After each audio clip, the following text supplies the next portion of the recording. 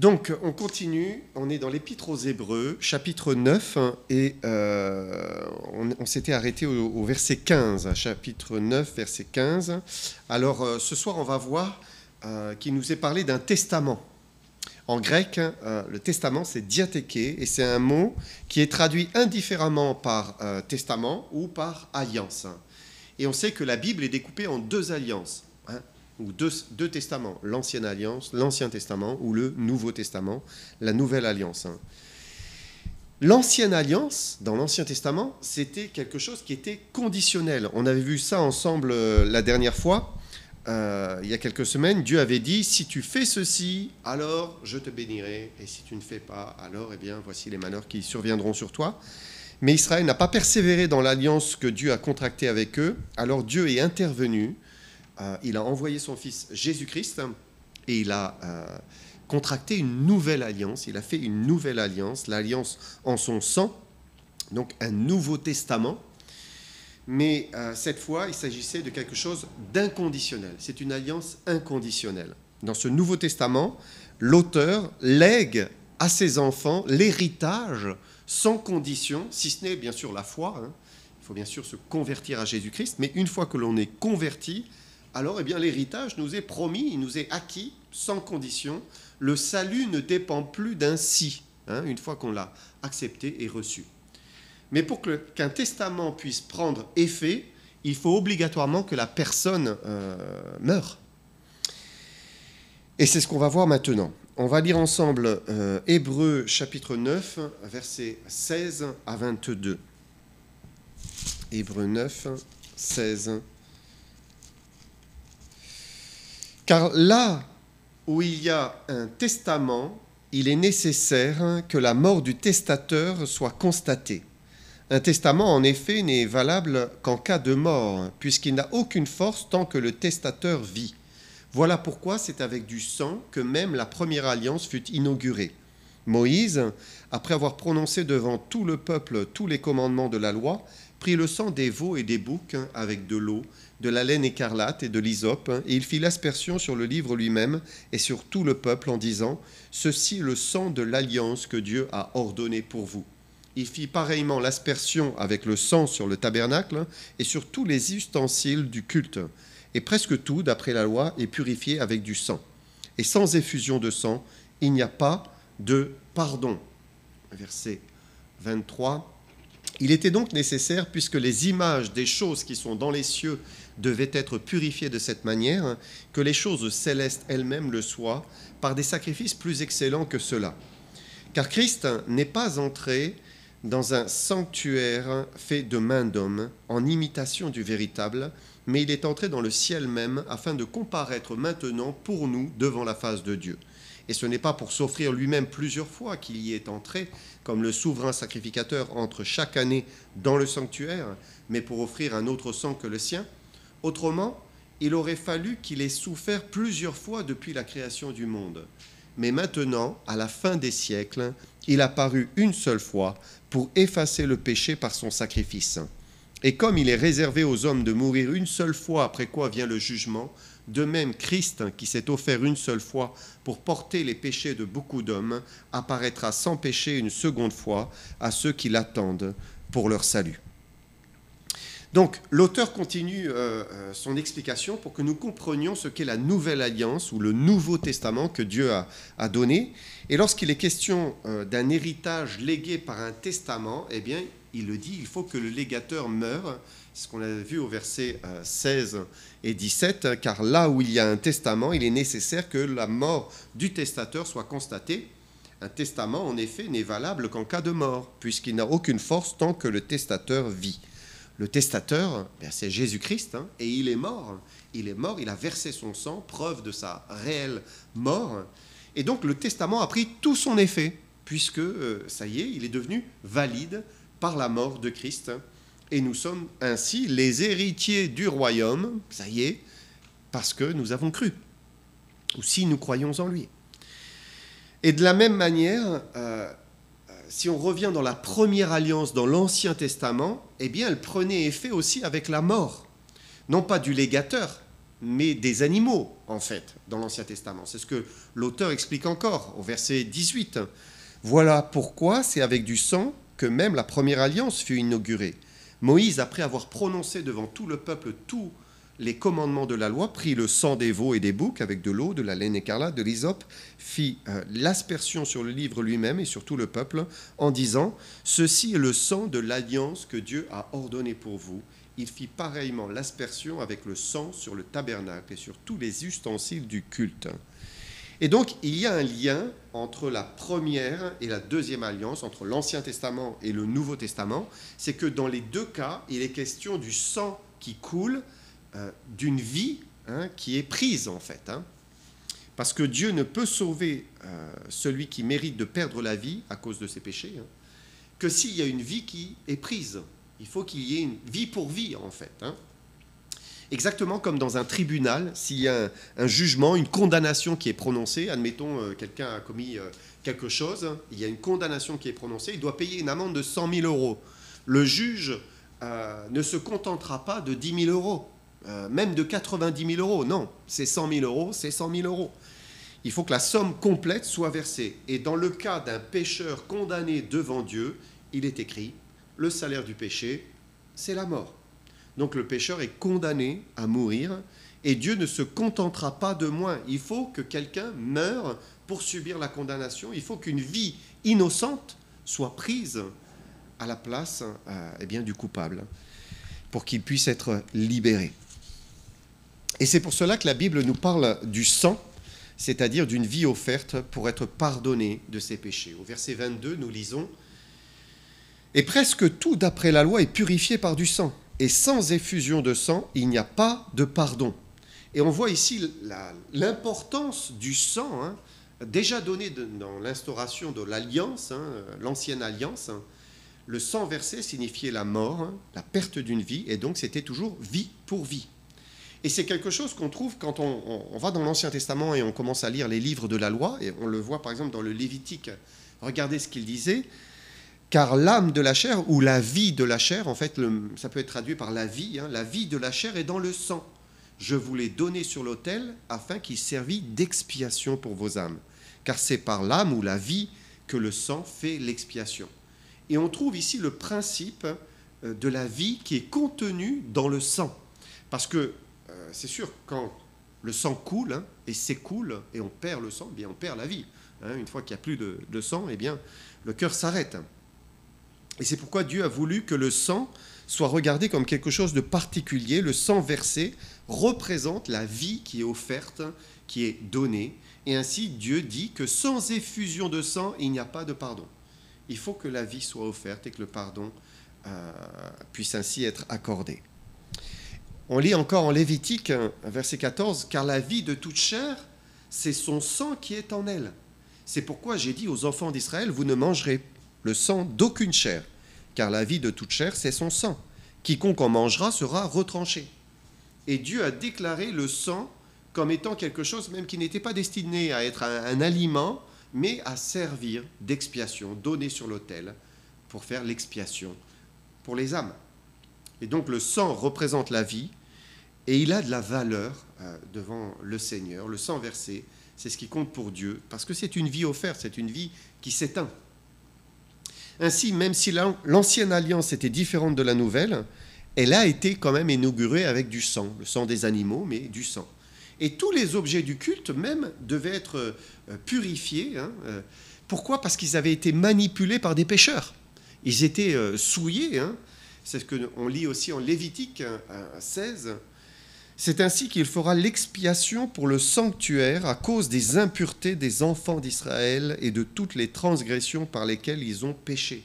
Il fera de même pour la tente d'assignation qui est avec eux au milieu de leurs impuretés.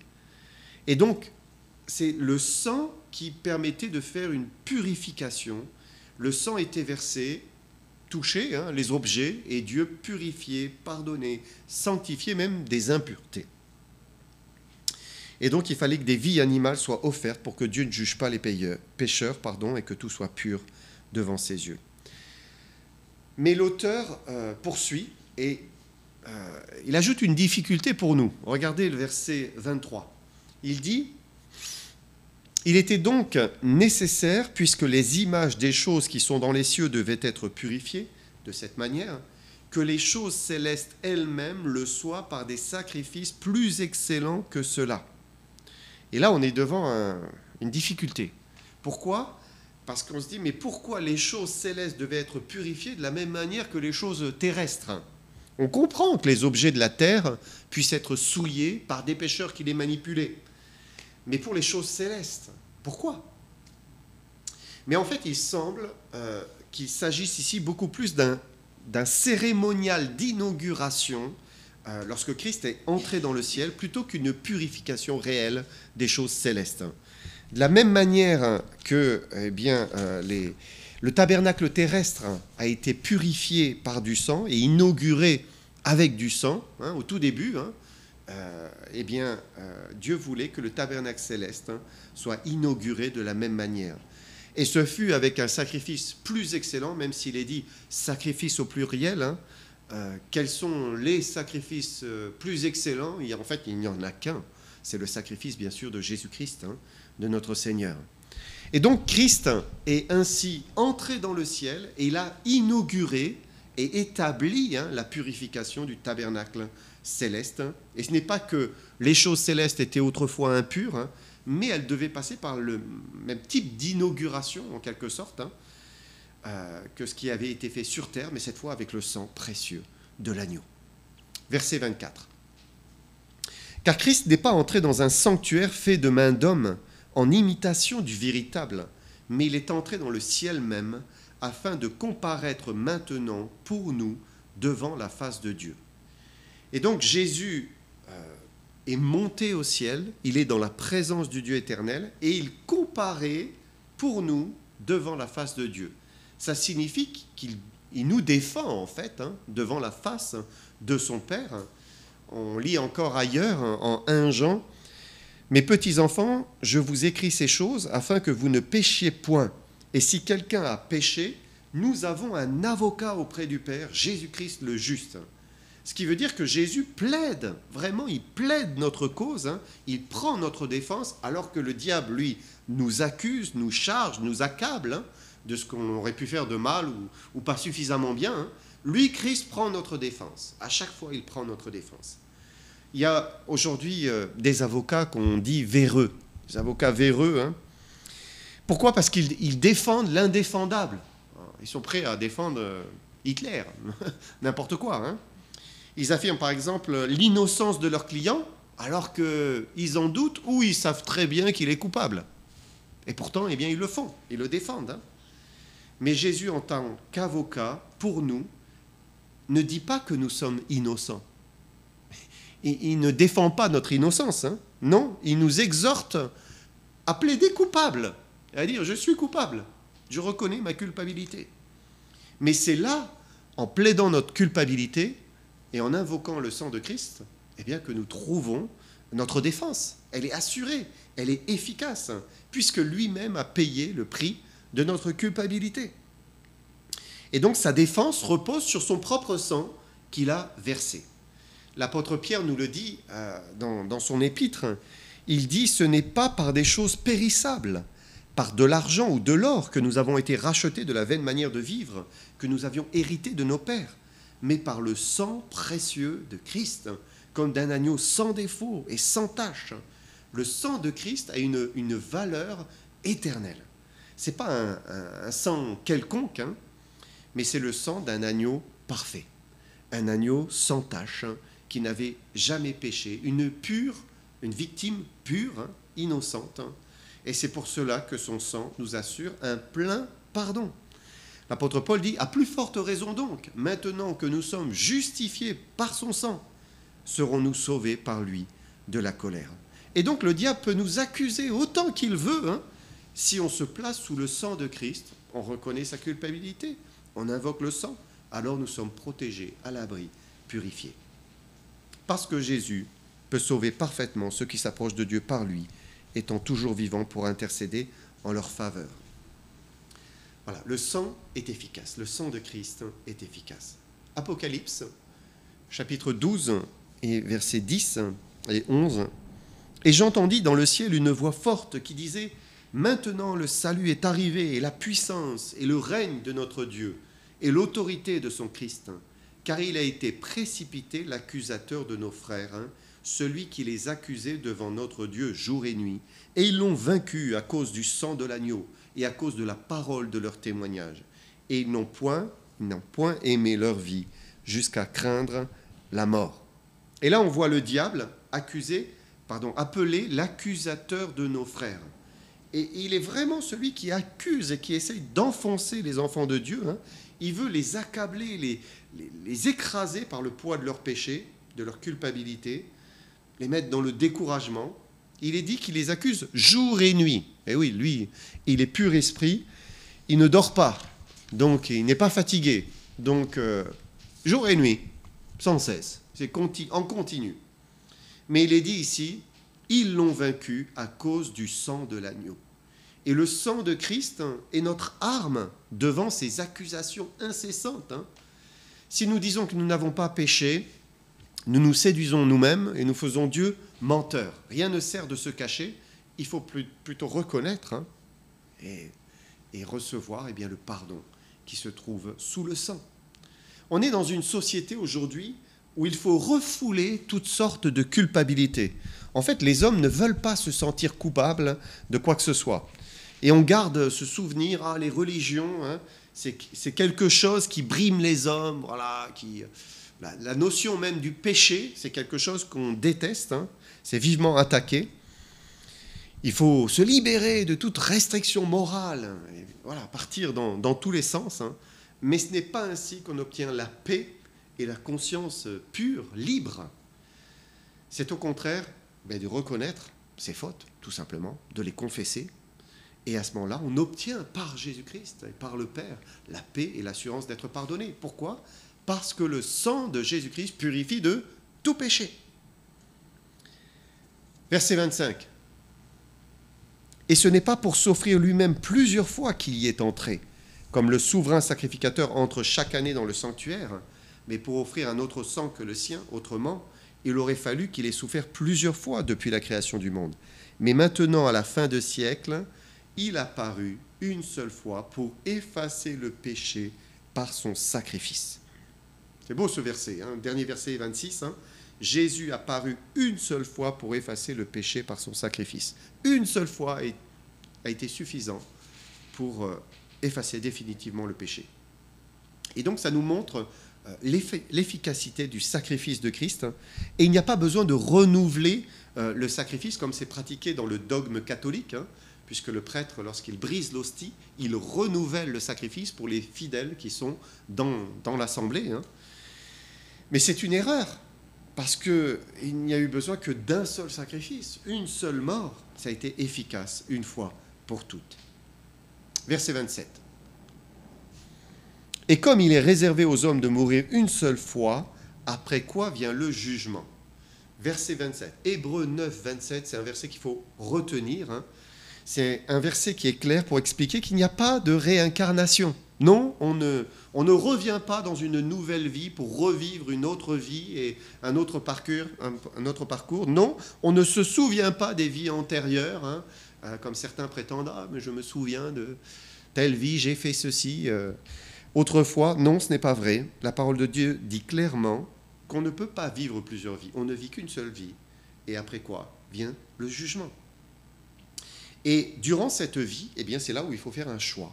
C'est durant ce temps où il faut faire le choix de rejeter Jésus-Christ ou croire en Jésus-Christ et recevoir le pardon. Et c'est ça qui détermine la suite, lorsque l'on passera devant le jugement, puisqu'à la mort vient le jugement. L'auteur poursuit, verset 28.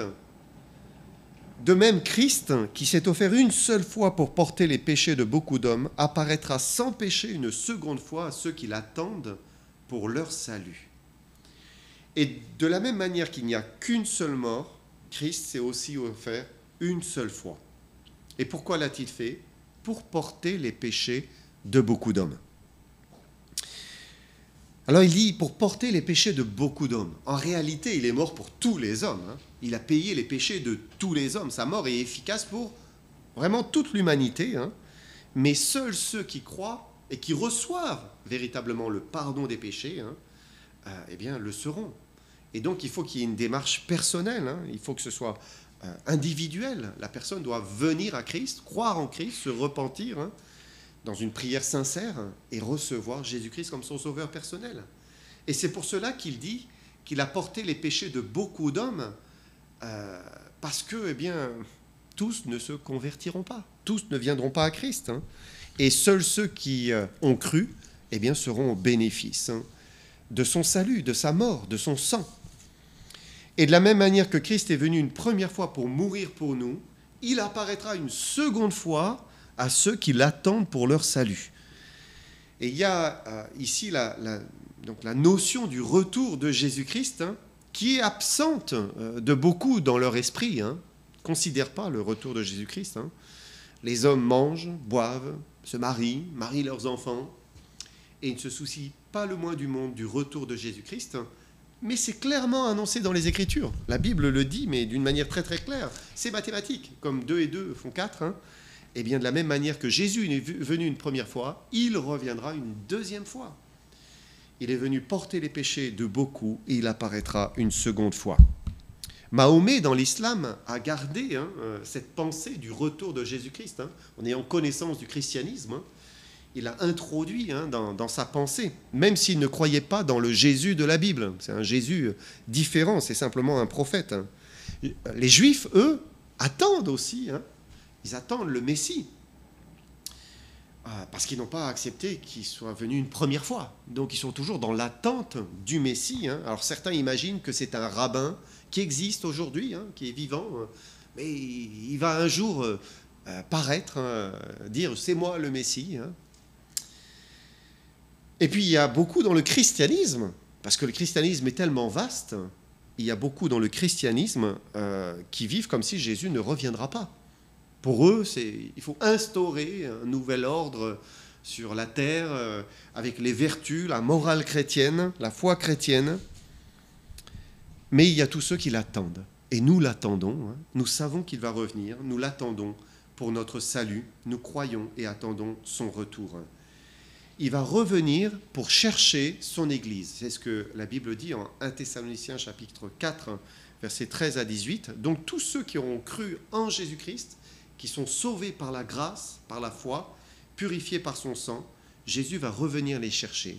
Il va prendre son Église et le monde ne le verra pas, ou pas encore. Donc il vient une première fois pour prendre son Église, le monde ne le verra pas, seuls ceux qui ont vraiment cru le verront.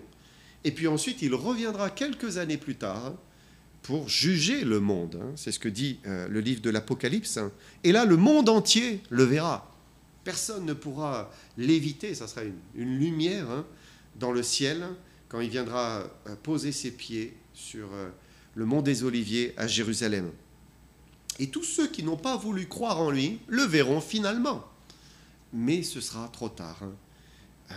Parce que, eh bien, il y aura un jugement suite à tout cela. Et d'abord, il va revenir chercher ceux qui ont cru en lui. Voilà, on termine ce chapitre 9 et on attend notre Seigneur qui revient bientôt. La prochaine fois, eh bien, on continuera. Que le Seigneur vous bénisse.